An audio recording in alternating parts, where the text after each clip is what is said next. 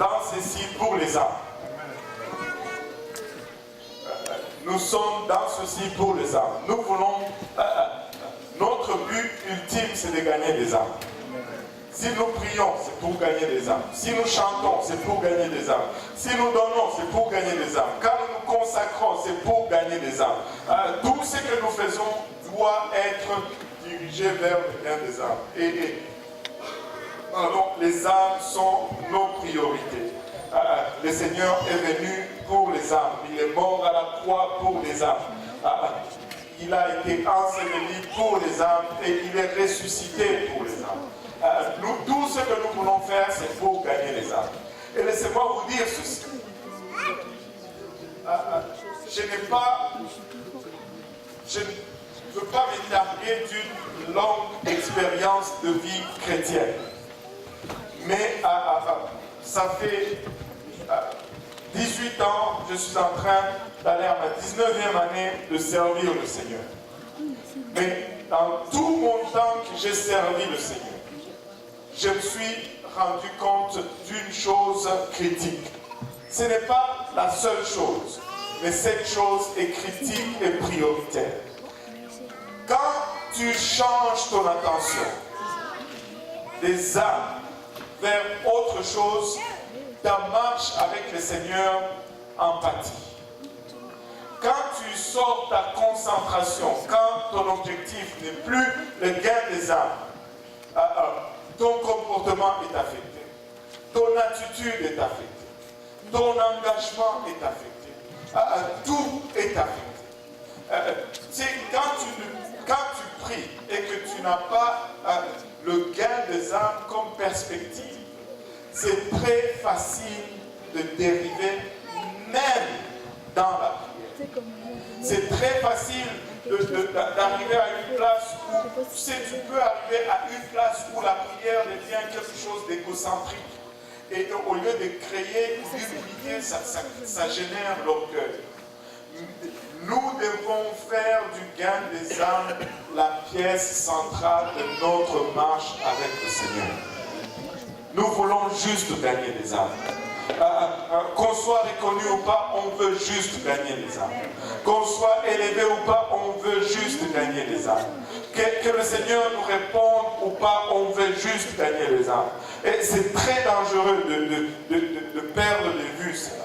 Et la parole de Dieu, je vais juste citer quelques versets pour nous encourager dans ce sens. Je n'ai pas un message bien rafistolé. C'est juste quelques versets par rapport au gain des âmes. La Bible dit dans Proverbe 11, verset 30, le fruit du juste est un arbre de vie et le sage s'empare des âmes. Les sages s'emparent des âmes. Pourquoi est-ce que celui qui s'empare des âmes est appelé sage?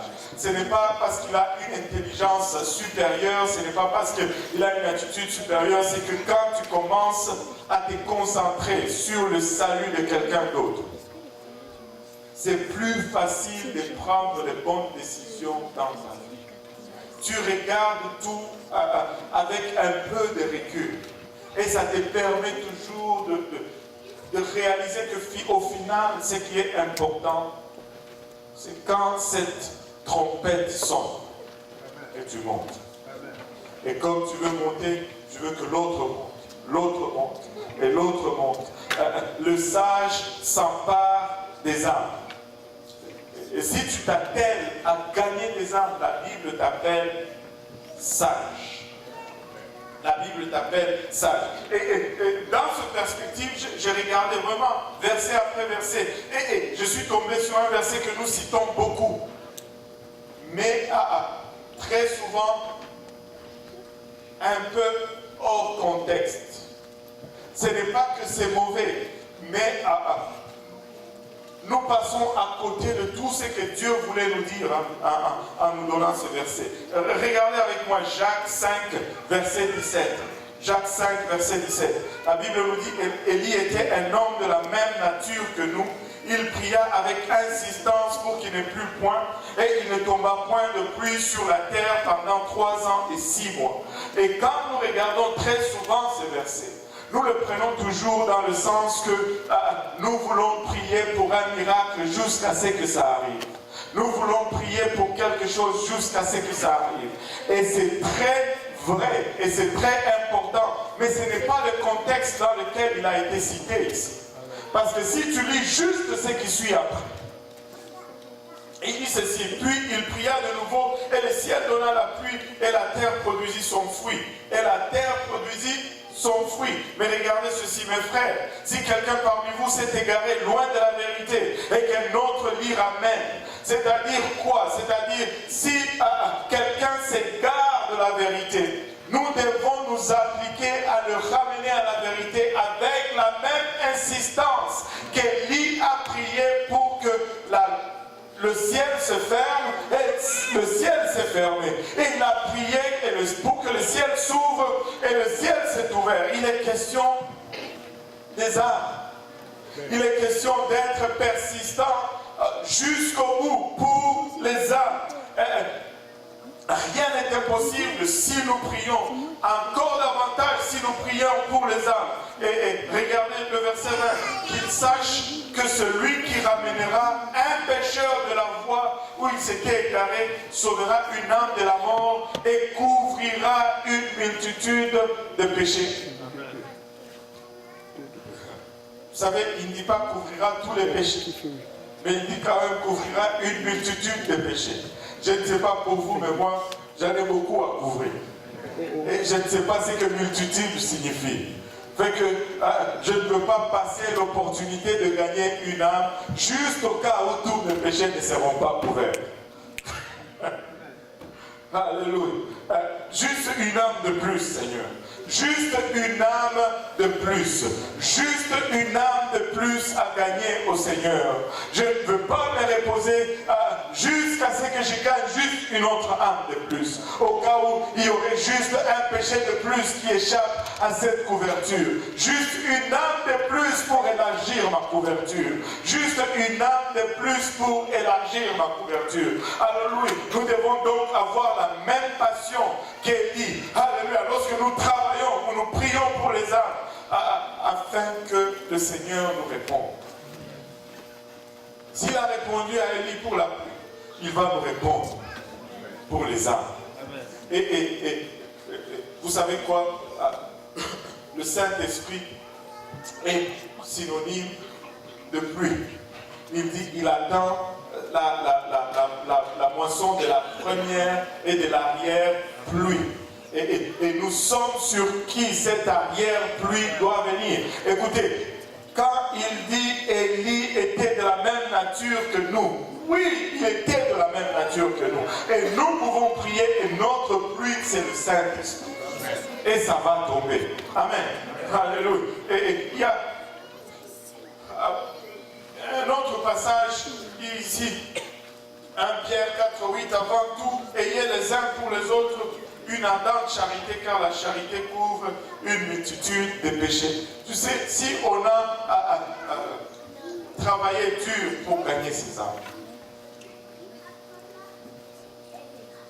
ce n'est pas une fois qu'ils sont sauvés qu'ils ne sont plus importants. Amen. Regarde bien la personne à côté de toi. Quand elle n'était pas sauvée, tu as prié, tu as jeûné, tu as donné, tu as évangélisé, mais maintenant la personne vient à l'église. Et là tu la regardes, tu fais... Ben, c'est... Donc elle avait de la valeur avant qu'elle ne soit sauvée, mais une fois sauvée, elle perd toute sa valeur. Alors, ça ne marche pas. Alors, une âme a autant de valeur avant et après qu'elle soit sauvée. Et permettez-moi même de vous dire que, même après qu'elle soit sauvée, nous devons encore en prendre plus soin. Amen. Alors, je ne suis pas en train de dire cela pour que nous ayons des éternels bébés et des éternels parents. Non. À un moment donné, tu es bébé, à un moment donné, tu grandis, tu commences à donner soin, mais nous devons compassion, nous devons amour, nous devons charité les uns les autres et ça doit être réciproque. Amen. Et c'est comme ça que nous gardons les âmes dans la maison de Dieu. Maintenant, ne me comprenez pas de travers du tout. Si tu quittes la maison de Dieu parce que tu es offensé, malheur sur toi. Malheur sur toi. Quitter la présence de Dieu n'est jamais justifiable. Mais ce n'est pas parce que ce n'est jamais justifiable que je vais commencer à aller maintenant à marcher sur les pieds de tout le monde. Bien, voilà, tu ne peux pas quitter la maison de Dieu et tu gifles tout le monde. Non, non, non, ce n'est pas ça non plus. Je veux dire, une faute ne justifie jamais une autre. Amen. Nous devons rester dans la maison de Dieu. Des fois, ça va être bien, nous restons. Des fois, ça ne va pas aller, nous restons. Comme offense, je reste. Comme ne m'offense pas, je reste. Mais je ne suis pas en train d'encourager les gens à aller offenser les gens. Et je ne suis pas en train de dire, je ne sais pas si vous me comprenez. Alléluia. En bout de ligne, juste nous restons dans l'église. Offense ou pas offense, nous restons dans l'église. Que ceux qui ne doivent pas offenser n'offensent pas, que ceux qui doivent être offensés ne partent pas. Amen. Et nous restons ensemble. Et jusqu'à ce que la trompette sonne, nous partons. Et là, tout est réglé. C'est fini. C'est fini. Et dans pas longtemps, la trompette va sonner. Dans pas longtemps, la trompette va sonner. Laissez-moi vous dire ceci. Il n'y a pas une seule bonne raison pour quitter l'église. Tu sais, tu abandonnes Dieu. Tu vas le regretter. C'est pour l'éternité. Personne ne vaut que tu abandonnes Dieu pour. Personne. Personne, alors personne. Alors, de l'autre côté, ayons cette bonne attitude, de sorte que nous ne soyons pas une occasion de chute pour personne non plus.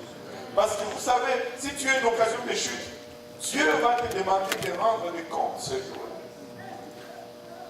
Parce qu'il a versé de son sang pour cette âme. Il est allé à la croix pour cette âme. Il est mort pour la personne.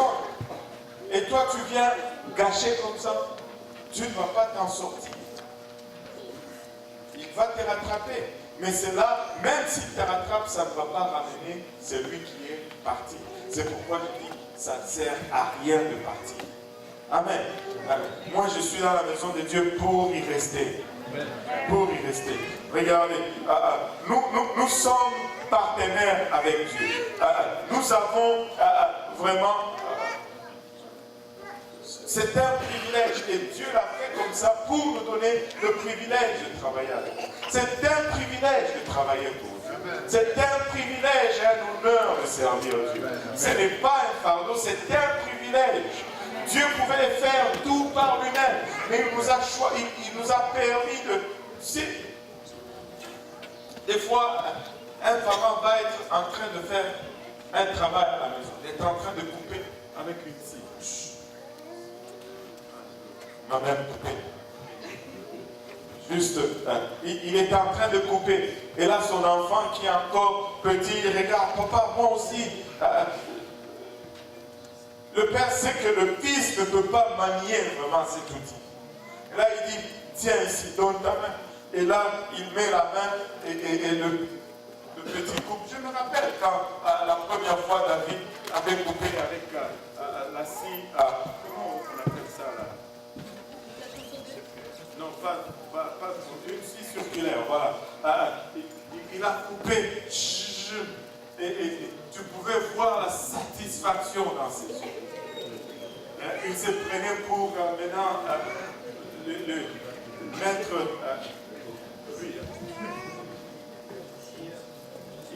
il se prenait maintenant pour le maître, celui qui est le plus habile avec tous les outils. son regard brillait, il était fier de lui-même. Et c'est la même chose, Dieu nous donne juste une opportunité de servir. De nous-mêmes, nous ne pouvons pas faire cette affaire. Mais sa main est juste là, au-dessus de notre main. Et nous faisons. Wow! C'est comme ça que ça se passe. C'est un privilège de servir Dieu. Et nous sommes privilégiés de servir Dieu. Et nous voulons le servir. Alléluia. Regardez Daniel 12:3, ceux qui auront été intelligents brilleront comme la splendeur du ciel, et ceux qui auront enseigné la justice. Ceux qui auront enseigné la justice. Il n'y a rien de plus important que ce que nous faisons ici à l'église. Parce que nous enseignons la justice. Ceux qui auront enseigné la justice à la multitude brilleront comme les étoiles à toujours et à perpétuité. À toujours et à perpétuité. Moi, je veux être de cela. Maintenant, rapidement, nous allons avoir notre conférence qui commence demain et les bus et les arbres. Les invitations ont été données, nous allons encore prier aujourd'hui, nous avons prié la semaine passée, nous sommes en train de prier cette semaine et Dieu va amener les âmes. Et quand nous allons commencer à prier tout à l'heure, prier et ordonner à l'est de relâcher les âmes, ordonner à l'ouest de relâcher les âmes, ordonner au sud de relâcher les âmes, commander au nord de laisser aller ceux qui retiennent. Et voyez la moisson qui va se rassembler ici. Et Dieu va être prêt à verser son esprit sur toute chair, sur toute chair, sur toute chair. Mais quand ils viennent ici, nous devons être prêts à les accueillir et à ne pas être une entrave à l'œuvre du Seigneur. On va juste passer des points rapidement, très rapidement. Le temps joue contre nous vraiment. Et quand les gens viennent, il y a toujours une étape préliminaire. Tout le service est orienté pour les nouveaux. Amen. Laissez-moi vous dire ceci. Les nouveaux sont notre priorité. Amen. Juste un petit mot aux huissiers. Même si le sanctuaire est plein à craquer, ne mettez pas les nouveaux au balcon.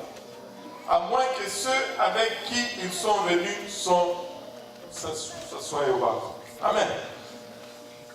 2. N'amenez jamais le nouveau au premier banc. Même si tout est plein, bouge nos anciens là. Dis-lui, va en avant, il y a quelqu'un. C'est un autre priorité. Quelqu'un qui vient ici pour la première fois, déjà il a fait des efforts pour traverser ces portes. Vous-même, vous ne voulez pas venir vous asseoir là. Alors, vous verrez que celui qui vient pour la première fois, vient ici en avant, il est gêné, ne l'exposez pas au gêne et tout cela. Et dit, si un huissier te dit, va en avant, va, souris, non, le nouveau est en train de te regarder. Lève-toi, dis, il n'y a pas de problème, prends ma place, et fais-le avec un sourire, et viens en avant. Viens en avant, il y a une âme en jeu. Amen. Alléluia. Tout le monde va coopérer.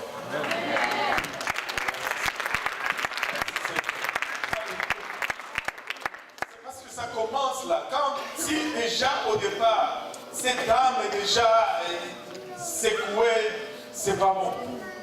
Mettez-les quelque part là et c'est correct. Amen.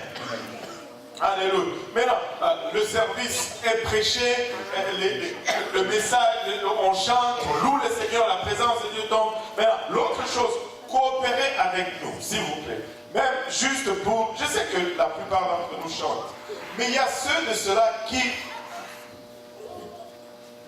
même si le frère Serge fait comment, ils ne vont pas chanter. Ils ne vont pas louer. Écoute. S'il y a un visiteur à côté de toi, si toi tu ne loues pas, il ne va pas louer. Il ne va pas louer. Nous allons tous louer. Amen. Nous venons pour louer. Qu'est-ce que nous venons? Mais si tu ne veux pas louer, qu'est-ce que tu es venu faire? Nous venons pour louer. Hein, les musiciens, je vous regarde. Seulement si tu es ici, tu loues. Quand tu es là, tu ne loues pas. Les musiciens doivent être ceux-là qui courent le premier là. Enfin, on ne veut pas qu'ils soient les seuls, mais on participe, on est là pour louer notre Dieu. Peu importe qui dirige, s'il fait une fausse note, c'est pas grave. Écoutez, tous ceux qui dirigent nos chants là, ils ne sont pas des musiciens professionnels. Ils le font par la grâce du Saint-Esprit. Alors, ils font une fausse note, alléluia, on loue quand même. Dieu redresse tout. Et il fait une fausse note et là tu ne veux plus chanter. Chante seulement, loue Dieu, oublie la fausse note, l'esprit bouge même avec les fausses notes. On chante seulement, on loue Dieu et on va voir Dieu bouger par nous. On va voir Dieu bouger par nous. Et après cela, c'est l'appel à l'autel. Maintenant, écoutez, enfants de la maison, si vous-même, vous ne venez pas à l'autel, ne vous attendez pas que vos visiteurs vont venir. Quand on fait l'appel à l'autel, on essaye de ne pas incommoder le visiteur. Amen. On veut tout mettre de notre côté. Tu sais, des fois on dit fermez les yeux. Fermez les yeux. Qui n'a pas le Saint-Esprit, levez la main. Ils vont lever la main. Ils sont encore cachés. Ne vous inquiétez pas. Vous n'avez pas à regarder pour voir ce qui. Juste fermez les yeux. Après, quand on dit, bon, celui qui a le Saint-Esprit, ceux qui veulent le Saint-Esprit, venez. On sait que tu as le Saint-Esprit. Ce n'est pas que si tu viens, on va se dire, oh, toi aussi tu n'as pas le Saint-Esprit. Non, viens quand même. Parce que le fait que tu viens, la personne à côté de toi va venir aussi. N'attends pas de l'envoyer. Elle, toi tu n'as pas le Saint-Esprit, hein, vas-y, non. Non. Viens quand même, soyez le premier à venir. On sait qui vous êtes, on sait que vous avez le Saint-Esprit. Aïe, aïe, aïe. Ta réputation ne sera pas détruite. Amen. Venez quand même, donnez le don. Il y a toujours un effet d'entraînement. Vous savez, s'il y a deux nouveaux et qu'on fait l'appel à l'autel, tout le monde vient avant. Vous pensez que les deux nouveaux vont rester là? Ils vont aussi venir. Mais là, ce sont les enfants de la maison qui restent là. Et là, le nouveau, il dit, ben, moi aussi je reste. Est-ce que je suis vraiment obligé d'aller là-bas? Venez en avant. Hein, c'est ça. Amen. On va coopérer, n'est-ce pas? Oui, on va coopérer. Quand on vient pour prier, ne tire pas au hasard. Déjà, quand on commence à faire l'autel, commence à intercéder. Commence à prier. Seigneur, guide-moi. Je ne veux pas juste aller ça et là. Guide-moi, Seigneur. Guide-moi. Et parle en langue. Prie en langue. Guide-moi, Seigneur. Et après, tu vas avoir une cible. Et vous qui priez à l'autel, si tu n'as pas encore de cible, des fois, regarde juste de temps en temps au pasteur. Parce que des fois, je suis mal pris. Je vais vous dire. Il y a quelqu'un qui est là, qui prie.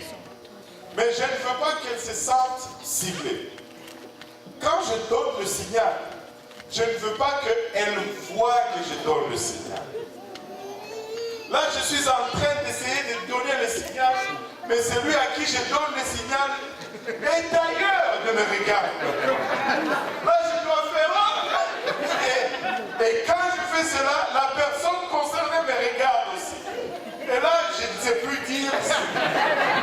Ah oui, c'est vrai. Aidez-moi.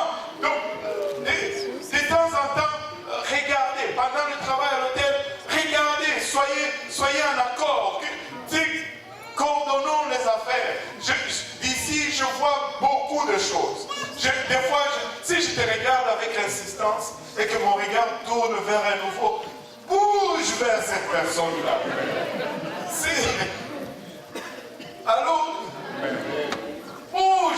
réagis. Des fois, c'est comme... Aïe, aïe, aïe. On nous découvre. On nous découvre. Juste le regard devait parler. On doit... Amen.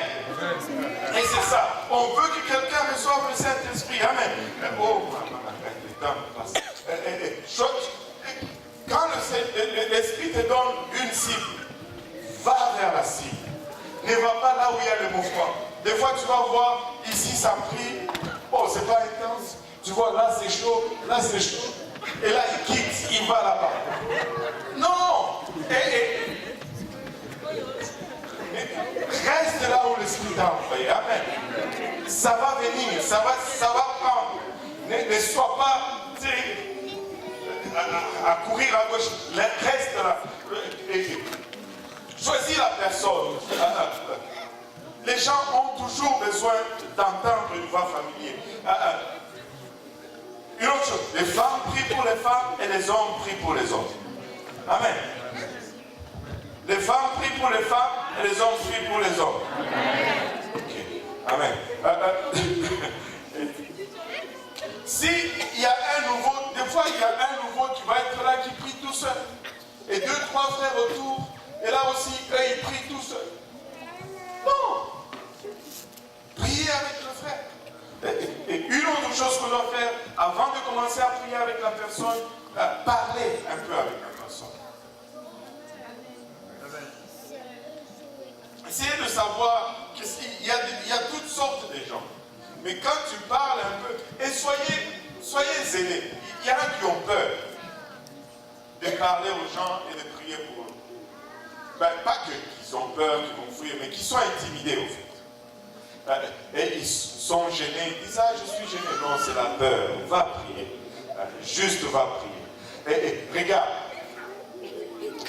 Toi, tu es chez toi. Lui, c'est le visiteur. S'il y a quelqu'un qui va être intimidé, c'est pas toi.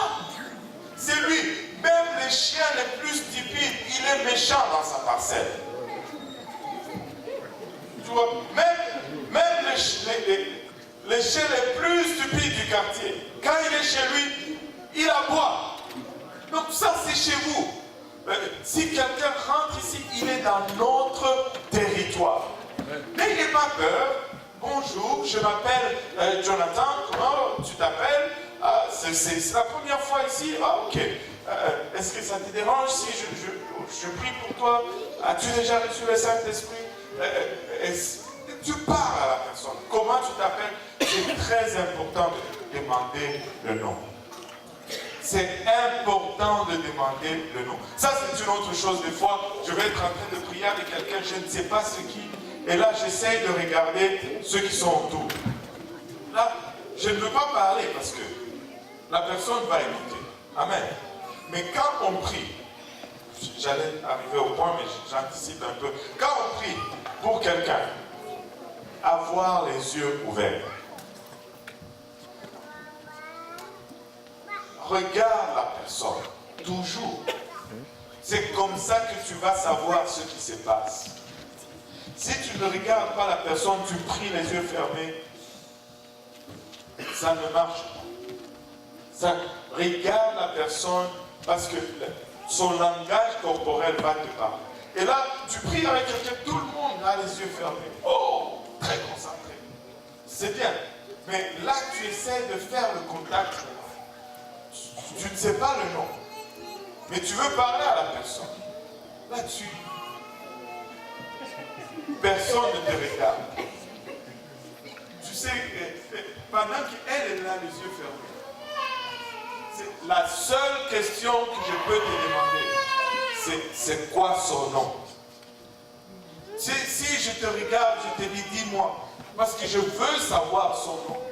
Et je veux profiter de cet effet de surprise, que je lui dise son nom comme ça. Parce que quand ton nom est cité, tu es reconnu, ça te met en confiance, le contact est établi, la communication est établie. Mais quand je commence à demander c'est quoi ton nom,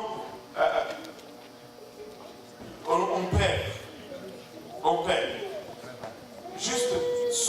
maintenant dans l'oreille et aie les yeux ouverts. C'est très très important. Très très important. Oh. Maintenant, quand vous priez, le contact est important. Vous savez, c'est pourquoi la Bible enseigne la doctrine des positions de l'âme. Le contact est très important. Mais bien que des fois l'ennemi va maganer certaines personnes, de sorte que quand tu les touches, ça rappelle d'autres mauvais souvenirs et ça brise le contact. Mais en général, le contact est important. Mais il faut être sensible quand tu fais aussi le contact. Regardez, laissez-moi vous dire ceci.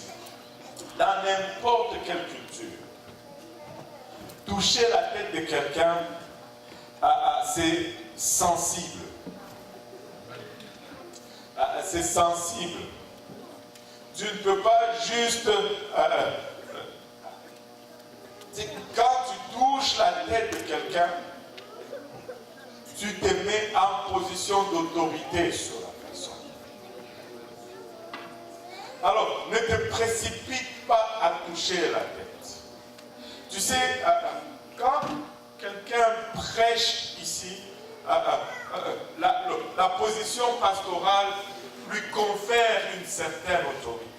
Et c'est en vertu de cela que ça facilite. C'est lui qui est sur la plateforme. C'est un peu moins mal vu quand il fait cela. Parce qu'on lui confère des gens. Mais et surtout si c'est des gens, genre des Africains, des Haïtiens, et qui sont avancés en âge, et que tu es jeune, sois sensible avec cela. Ne te précipite pas. Et s'ils n'ont pas la culture chrétienne, la culture de l'Église, ils vont mal prendre cela et ils vont être offensés. Et tu vas perdre l'âme. Tu n'as pas nécessairement besoin de mettre la main sur la tête pour que le Saint-Esprit rentre. Amen. Tu sais, commencer juste par l'épaule, c'est toujours approprié. Ça permet d'enlever, de détourner ce complexe en fait. Je ne suis pas en train de dire que c'est correct d'avoir ce complexe, mais on fait face à cela et il faut juste les détourner pour gagner l'âme. Amen. Et donc, soyez conscients de cela. Je vais citer certains points. Ne frappez pas, ne secouez pas. Quand tu pries pour quelqu'un, Alléluia, Jésus, Alléluia. Non. Il n'y a pas de doctrine de frapper dans la Bible. Il y a des doctrines d'imposition de main. Il n'y a pas de doctrine de secouage dans la Bible. Ne secouez personne. Évitez de cracher. Tu sais, avec l'âge, quand tu parles, je me rends compte, avec l'âge, plus je parle, je commence genre à cracher plus. Je ne sais pas qu'est-ce qui arrive. Mais évitez de... ne faites pleuvoir rien d'autre que le Saint-Esprit sur la... Évitez de crier dans l'oreille. Évitez de crier dans l'oreille. Déjà, des fois la musique est trop forte. Les gens de la musique aussi. On n'a pas besoin de blaster pour le Saint-Esprit. Le son, juste, on n'a pas besoin de... Si ce n'est pas l'esprit qui fait vibrer, c'est juste le son, c'est pas bon. Alors, la modération. Alors, amen. Alléluia, ok. Alléluia. Mais ne criez pas dans l'oreille, parce que des fois, les gens vont être là dans ton oreille. Alléluia, Alléluia, vas-y. Et là, ça colle dans le tympan. Et tu perds ta concentration. Il ne faut pas faire cela. Il ne faut pas défaire leurs cheveux, ou décoiffer leurs cheveux, ou leurs vêtements. Juste bolo. Je vais le redire encore, cette dame a passé des heures peut-être au salon de coiffure. Et là, elle vient, toi, la première des choses que tu fais, tu mets ta main sur ses cheveux. Elle ne pense plus au Saint-Esprit. Elle pense à sa coiffure que tu es en train de gâcher. Elle a passé des heures pour les placer comme ils sont. Toi, arrête. Alléluia. N'aie même pas le mot dans la bouche. Des fois, les gens vont être dans l'oreille de quelqu'un. Alléluia, c'est ça, dis-le, dis-le. Non, il ne faut pas enseigner le Saint-Esprit aux gens.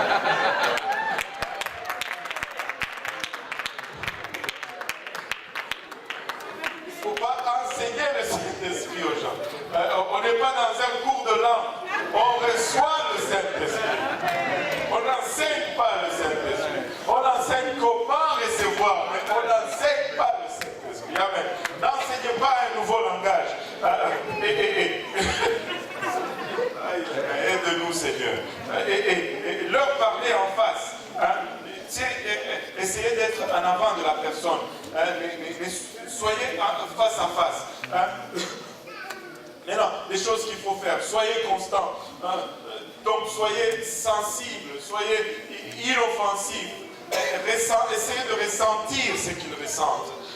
Soyez perceptif et observateur. N'ayez pas les yeux fermés. Des fois, ça arrive souvent. Tu vois, le frère est parti. Il est arrivé au Saint-Esprit avant l'âme qu'il voulait faire. Arrivé là-bas. Alléluia, alléluia, alléluia. Et l'autre est comme... Si tu ouvres les yeux, tu vas te rendre compte que le pauvre n'a rien compris encore. Il ne sait même pas ce que tu es en train de faire. Dans un cas comme ça, c'est mieux de parler à la personne que juste de prier, et puis tu te rends compte que la personne est allée nulle part. Amen. Donc, essaye, observe. Amen. Touchez le bol, le dos, le bras ou la tête, comme on s'est parlé. Soyez positifs et encourageants. Si vous-même, vous n'y croyez pas, eux non plus ne vont pas y croire. Quand vous allez prier pour quelqu'un, ils vont recevoir le Saint-Esprit. N'y allez pas avec des doutes. Tu sais, quand une femme va à l'hôpital pour accoucher, elle va accoucher. Alors, on parle de la nouvelle naissance, oui ou non? Tu sais, quand il y va pour accoucher, là, elle accouche. Nous venons pour recevoir le Saint-Esprit. Vous recevrez le don du Saint-Esprit. Il ne dit pas vous pourrez recevoir, vous recevrez. Allez-y avec cette assurance. Amen.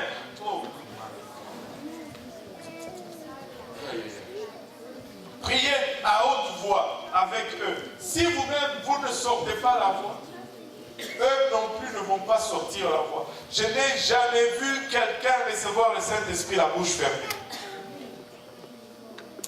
Tous, ils parlent quand ils reçoivent le Saint-Esprit. En fait, pour parler, il faut ouvrir la bouche. Pour parler, il faut faire sortir ta voix. Et ces choses-là sont préalables à la réception du Saint-Esprit. Donc, la première des choses, c'est qu'il faut, on va regarder quelques étapes. Il faut leur dire comment on reçoit le Saint-Esprit. On reçoit le Saint-Esprit, premièrement, il faut se repentir, prier avec eux, petite prière de repentance. Le Seigneur est très sensible à ces choses. Et des fois, on va faire une prière de repentance avant l'autel. Avez-vous remarqué très souvent quand on fait la prière de repentance avant l'autel, très souvent les gens reçoivent le Saint-Esprit. Très souvent les gens vont recevoir. Mais on ne veut pas juste créer une routine. Amen. Et c'est pourquoi des fois on le fait, des fois on se laisse juste guider par l'Esprit. Mais quand la repentance est bonne, les gens reçoivent le Saint-Esprit. Amen. Et définissez la repentance et aidez, priez avec eux pour demander pardon. Et pendant qu'ils vous écoutent, peut-être qu'ils ne savent même pas prier, répentez-vous sincèrement devant Dieu. Vous savez quoi? Dans une journée, là, nous avons tous besoin de nous repentir. Là. Amen. Et donc, profitez-en. Faites-le en même temps. Vous savez, c'est comme quand il y a un visiteur à la maison. On profite pour avoir tous les bonbons. Maman, est-ce qu'on peut regarder le film? Parce qu'il y a un visiteur à la maison. On sait qu'ils vont, les parents vont dire oui, n'est-ce pas? Il y a un visiteur. Profite-en pour te repentir. Parce que c'est le temps de la grâce. Profite-en. Répandez-vous ensemble parce que des fois ils ne savent même pas. Quand tu pries, prie à haute voix, demande pardon pour toi-même. Et sois sincère dans cette démarche et ils vont suivre. Et les aider à comprendre qu'ils doivent confesser leurs péchés. Et surtout, ne leur faites pas réciter leurs péchés. Tu dis, tu dois parler au Seigneur, pas à moi. Amen. Mais tu lui confesses tes péchés. Tu sais, tu peux lui parler dans ton cœur. Le Seigneur lit la pensée des autres. Tu n'as pas besoin de tout dire ici. Si tu as tué quelqu'un, ne le dis pas. Ça va nous mettre dans une position très difficile. Est-ce qu'on doit aller dire à la police ou on ne sait pas. Si tu ne dis pas, tu es complice. Maintenant, dites-leur de mentionner leurs péchés silencieusement en eux-mêmes devant le Seigneur. De le faire intérieurement. Et après qu'ils se soient repentis, dites-leur que le Seigneur les a pardonnés. Le Seigneur pardonne. Quand on se répand, le Seigneur pardonne. Après, dites-leur que le Seigneur t'a pardonné. S'ils te demandent comment tu le sais, dis, dans la Bible, moi j'utilise beaucoup le livre de Samuel chapitre 2, je pense verset 13. Quand David est allé Nathan est allé vers David. Dans le même verset, David tombe et dit, pardonne mon péché. Nathan dit, le Seigneur pardonne ton péché. Le même verset, même pas un verset plus loin. Moi, quand tu montres cela, Dieu pardonne. Amen. Maintenant, après cela, il faut louer. Et vous savez, le mot le plus élevé, les gens vont, quand ils viennent au Seigneur, pour louer le Seigneur, les gens vont chercher des mots sophistiqués. Ils vont chercher de réciter tous les mots. Oh, tu es le lit de la vallée, l'étoile brillante du matin, l'archer des archers. Et ils vont dire tout. Dieu n'est pas là-dedans. Là, tu dois réfléchir pour aller creuser. Et quand tu réfléchis, c'est encore toi qui parles. Arrête de réfléchir. Dites-leur que la répétition, Dieu aime la répétition. Et j'utilise toujours ce passage. Je dis quand tu regardes Ésaïe 6, autour du trône, il dit Saint, Saint, Saint est le Seigneur. Quand tu regardes le livre d'Apocalypse, autour du trône, il répète toujours Saint, Saint, Saint. Et c'est presque 1000 ans entre les deux. Pendant 1000 ans, la seule chose qu'ils disent autour du trône, c'est Saint, Saint, Saint est l'Éternel, Dieu Tout-Puissant. Et Dieu ne se lasse pas de répétition. Amen. Et si tu dis juste Alléluia Jésus, et que ton Alléluia ne vient pas de ta tête, mais vient plutôt de ton ventre, tu vas voir que ta langue va commencer à être lourde, tes lèvres vont commencer à trembler. Et quand ça commence à aller comme ça, ce n'est pas que tu n'arrives pas à bien parler. C'est justement ça le Saint-Esprit. C'est là où tu as le mieux parlé de toute ton existence. Laisse sortir ces balbutiements. Laisse sortir et tu leur dis comme ça et ils vont se laisser aller, ils vont parler en bas. Amen.